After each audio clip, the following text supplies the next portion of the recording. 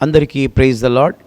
తిరిగి మలాకి గ్రంథంలో నుండి 2వ పాఠ్య భాగముగా దేవుడికిచ్చే అర్పణ మంచిదిగా ఉండాలని చెప్పిన మలాకి గ్రంథం 1వ అధ్యాయం 14వ వచనం.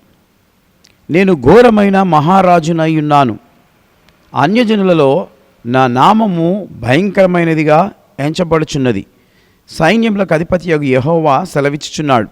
కాబట్టి తన మందలో మగది ఉండగా యెహోవాకు మ్రొక్కుబడి చేసి చెడిపోయిన దానిని అర్పించు వంచకుడు శాపగ్రస్తుడు.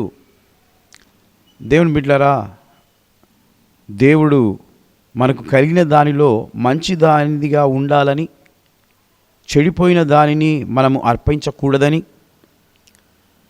దేవుడు సెలవిస్తున్నాడు. ఎందుకంటే మన దేవుడు ఘనమైన మహారాజు, ఆయన నామము మహాభయంకరమైనది, ఆయన పరిశుద్ధుడు గనుక మనము అర్పించినది మంచిదియు శ్రేష్టమైనదియు ఉండాలని, వాటిని అర్పిస్తే దేవుడు మనల్ని శ్రేష్టమైన దీవెనలతో మనల్ని దీవిస్తాడని వాక్యం సెలవిస్తూ ఉంది.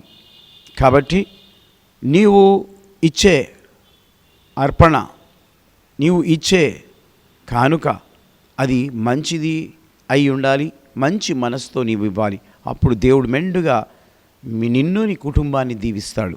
దేవుడి మాటలు దీవించి ఆశీర్వదించునుగాక. May God bless you.